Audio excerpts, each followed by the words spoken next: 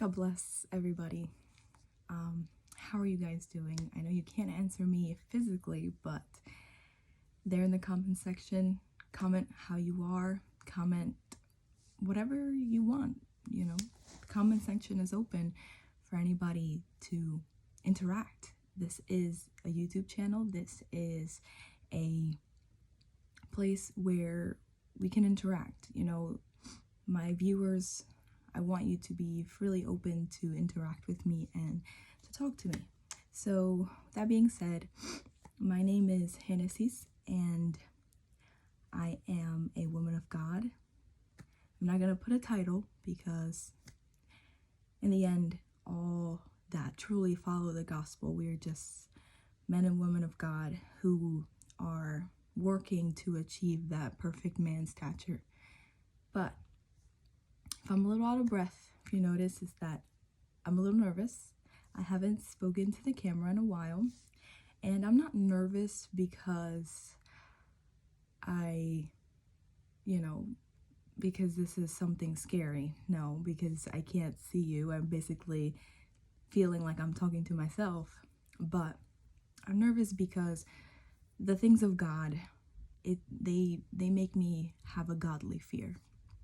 And what I mean by godly fear is this urgency, this feeling that I need to do things right. Because since God is holy, I am trying to be holy. I'm working to be holy. And with that being said, I would like to talk about godly fear. As you can see, I'm a little dressed up, a little bit more than usual. But it's because this is something serious. What I'm doing here is not for you to know my name. It's not for you to connect with me. Yes, we can talk, in the comment section and stuff. And I like to be open to speak with my audience. But in the end, the main person here that is supposed to get the glory is God. The main person, excuse me, that this is all reflected to is God. That's who I want you to see in me. I don't want you to see just a girl. I don't want you to see just a young woman. I want you to see God through me. And you might be like, isn't that elevating your value or elevating your, isn't that a little bit conceited? No, it's not. Because if I am a Christian, that means I reflect Christ. The word Christ is in there. I am supposed to show you, lead you to Christ. If I can't lead you to Christ, that means I don't have a true image of Christ in me. And if I don't, and I call myself a Christian, then that's wrong. That's something wrong. I'm supposed to be God-centered and elevate God and display God in the most humble way possible that I can. Meaning not, being conceited, all of that, not being prideful. But at the same time, I lead you with my actions, not with just my words. With my actions, I'm supposed to lead you to the cross. I'm supposed to lead you to his Spirit, to the Father. So I'm going to read a verse, and this verse is Proverbs 1:7. And in this verse, it talks about the fear of the Lord. And it says, "The fear of the Lord is the beginning of knowledge, but fools despise wisdom and instruction." So we're going to break down that verse today. And we're going to talk about the importance of having godly fear in this generation. So, fear of the Lord, there's a difference between fear of the devil or fear of evil and fear of the Lord. Fear of evil is that fear that makes you, it makes you nervous. It makes you like cower. It makes you just, a lot of times it paralyzes you. It makes you unable to do the things that you want to do because it's this overwhelming sense of I'm scared of the presence of evil. But Godly fear is the respect and the honor and the reverence to God. Because this is the thing that a lot of people don't understand. God is spirit and God is real. When I tell you that God is real, okay? And there is a heaven and there is a hell.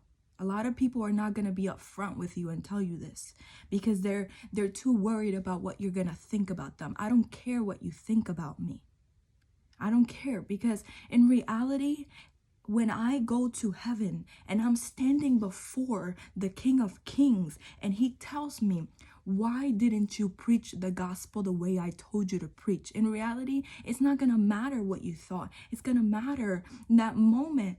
I want to get to that place where he says, well done. You did what I asked you to do. And if I'm afraid to tell you the truth because of hurting your feelings, not that I'm trying to hurt your feelings, but it's that the Bible prophesies in the book of Matthew that Jesus says many will be offended. I don't know if you noticed, but you can't say anything without someone getting offended right now. And it's not that a lot of people are trying intentionally to offend. I'm not trying to offend you. That's not my intention. You decide whether to get offended or not. You decide. It's not that I want to do that. No, I'm saying that I rather you get mad at me for one moment, but me tell you the truth, than for your soul to be lost in hell. I'm being real. This is serious. Than your soul to be condemned to hell. And for that soul to be under me because I didn't do what I was supposed to do. That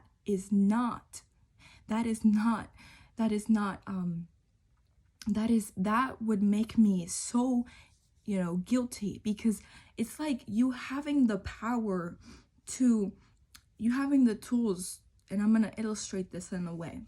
It's like, let's say that you're a superhero, right? And there is somebody in danger. I'm a fan of Marvel. I'll be honest, I like Marvel. And I'm pretty sure that many of you like Marvel as well. It's like, you having the ability of one of these superheroes and you being an Avenger and you having the ability to save, to rescue, to deliver certain people that are in danger, but you choose not to because you're afraid of the bad things that maybe could happen with it, Or you're afraid not of the bad things, but you're afraid of what people might say. Or you're afraid of exposing this identity maybe that you're trying to hide. No, and now speaking in terms of spiritual, we are spiritual beings, I'm not saying that you're not, you can be. We are all spiritual beings, but you can be a follower of Christ, you can be a believer if you choose. The matter is a decision. You have to make a decision, and it's a radical decision because it's not a decision of a moment, it's a decision of a lifetime. You choose to live for God forever, and I'm not saying that you're not going to struggle, that you're not going to have moments where you feel like you want to quit. I've had those moments. I'm going to be honest. I've had them. But guess what? The fear of God doesn't let me. Because my desire to please God, my desire to honor him, to worship him with my life is greater. It is greater than my desire to want to do the things that my flesh wants to do, meaning sin. Yes, my flesh naturally, I want to sin. But my spirit, I understand that I want to please the Holy Spirit. I want to do the will of the Father. And that's what fear allows me to do. See, I don't choose to do the bad things because I don't want to go to hell. See, this sounds contradictory, but just listen. I understand that it's not a matter, this gospel is not a religion, it's a relationship. And many of you probably heard that before. And what I mean by that, religion is, I'm going to just follow these orders. I'm just going to follow these rules because I don't want to go to hell. Nobody wants to go to hell. Hell was not intended for man. Hell was intended for the devil and his demons. And eventually man decided that he wanted to sin continuously and he wanted to separate from God. And guess what? Man went there too. Man started going there too. But I have decided, since I have a relationship with God, when you have a relationship with a person, you realize, I need to die to myself. I need to do the things not that I want to do, but the things that that person wants me to do. And I'm talking about God. I need to do what he wants me to do. I need to follow his will, because his will is greater than man's will. It's greater than, my heart. What I want to do, it might lead me to a bad path. But if I follow what God wants me to do, trust me, I will never be left in shame. He always is with me. He always gives a way, provides a way. And I think that fear of the Lord is something that this generation is really, really lacking. I think that there is very little respect for God. Very little honor for God. A lot of times, some people, it's like maybe we go to church. Some people might go to church and they live completely different in the, when they're in the actual world. I'm talking about, the actual physical world versus in the temple. In the temple, they portray one thing, but outside is a different thing. It's not supposed to be that way. It's not. Fear of the Lord is, is this holy fear, this godly fear that you recognize that God is greater and he's bigger and he's holy. And the only way to be able to reach that stature, to be able to see God, is to be holy like him. God is waiting. Jesus is going to collect. He's going to return and he's going to come for a holy bride. And God is extending that invitation to you, young people. And to all of us. I'm not just talking to young people. I'm talking to whoever it is that wants to understand and wants to, is willing and is open in their heart to listen to my message. This message is for anybody. It's just that I'm a young person, and not a lot of times, God has called me to preach to the youth. But this is open for everybody. The decision, the door is open for anybody to enter into it. You just have to make the decision to go. Fear of the Lord is the beginning of knowledge. When we fear the Lord, when we understand that he is holy and we desire a relationship with God, we open the door for knowledge. And I'm not talking about knowledge that is knowledge of the secular. No, I'm talking about spiritual knowledge. God opens the door for us to see the invisible, for us to see the things that other people, or the things that naturally man doesn't see. Because there is a natural world and there is an invisible world. And the knowledge that God has is infinite. Think about the greatest mastermind ever. That is God. He knows everything. He knows even the thoughts in your mind. He knows the very hairs that you have on your head. He knows everything about you. Everything. And if there's something that this generation we don't like, is correction. We don't like correction. we don't like, and we think that we are wise because we have access to so much knowledge, to so much information at our fingertips, and we think that we know it all. We think that we know everything. No, we don't. We don't. Because the thing is that a lot of times the problem with, in this generation is that, and when I say generation, I'm also talking about society, is that we have all this knowledge, but guess what? It's void. It's void of truth. And truth is substance. Truth is Jesus. Truth remains. There's an absolute truth, and that is Jesus. He doesn't fade. He is the beginning, middle, and end. He is the, he never fades. He is eternal. God is eternal. And we have all this knowledge, but guess what? If we have all this knowledge, why are we considered the weakest generation that society has seen?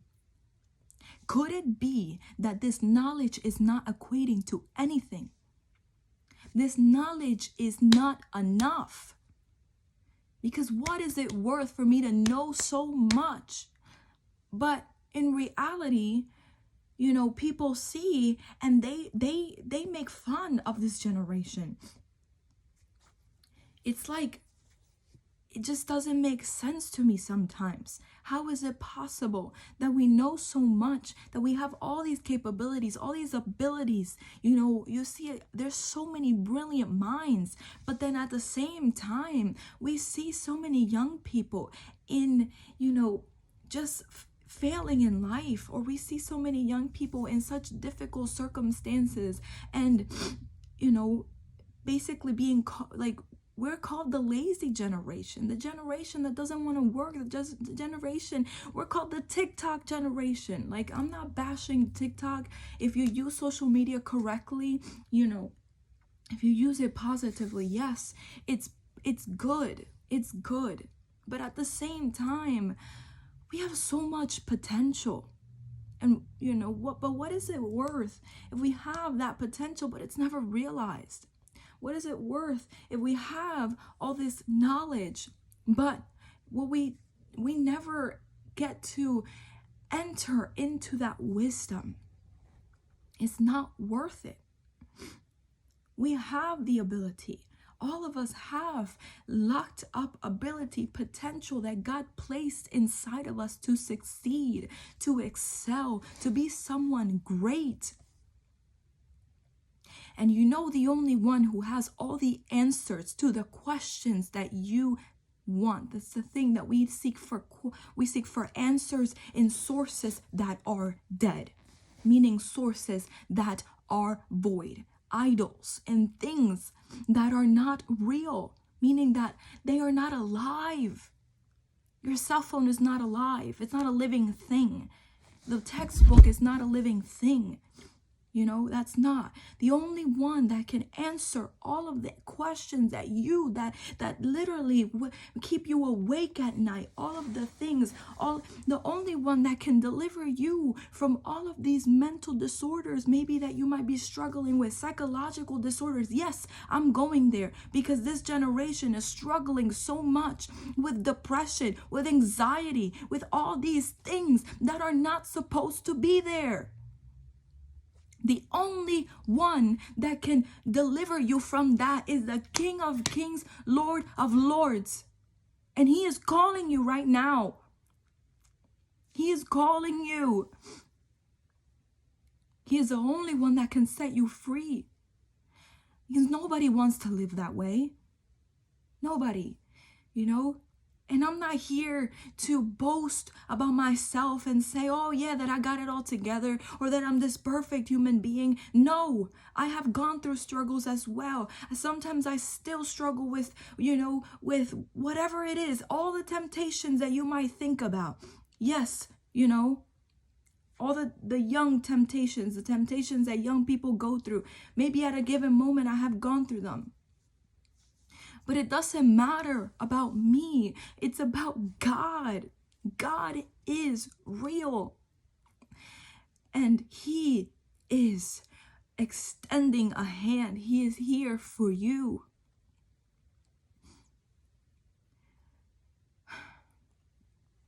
God is calling this generation. He's calling all of us. He's calling a remnant. And what I mean by remnant means remaining. It is a remaining church that is loyal, that is faithful, that has godly fear. So I urge you, I always end my messages with urge, but it's like I really, really urge you, you know. I really do. Because, guys, the world is getting bad. The world is getting so bad, so evil, corrupt. There is violence. There is just so much chaos, so much pain, so much horror. And God is extending His hand and protection, you know, to the people. And God is reaching out to save us, to restore us, to renew us. And He uses man, He uses people to display this and to show this. So I ask you, please don't take this word and just trash it somewhere and be like, oh, she's just being annoying. She just wants to criticize me. She just wants to judge me. No. It's not true. That is actually the lies of the enemy coming into your head. No, I care. And I know that maybe you've heard other Christians, oh yeah, I care. I'm serious. You know, there are Christians, there are people of Christ who truly care about people. They care. And it's not because I know you, no, but it's because God knows you. And the Spirit inside of me makes me feel His love and His passion and His eagerness to help mankind. But if you don't accept the help, I can't do anything. You know, you decide if you're going to take the hand that is reaching out towards you. You know, this was a time and a moment where, you know, whenever it is that you're seeing this message, you know, God is going to speak to you. And I understand that not everyone is going to be accepting. Not everyone is going to be understanding, and a lot of people might criticize. But because they didn't call me, because God called me, it doesn't matter. Jesus went through so much persecution. Jesus was crucified by the religious leaders. The religious leaders in the Bible were the ones that sentenced him, and they basically declared him a blasphemy. And they were the ones who told the Romans to crucify Jesus. I don't expect for everyone to have a positive reaction to my words and a positive reaction to my message, but that's okay, because I know that I do it for those who are. If I were just to remain silent for fear of being criticized and for fear of those who are going to speak bad about me, then I would put in risk those who are needing this word, those who truly desire and who are asking God, speak to me. So I bless you. I thank you for taking out of your time to watch this. I know that God has spoken to you, and stay tuned for more videos.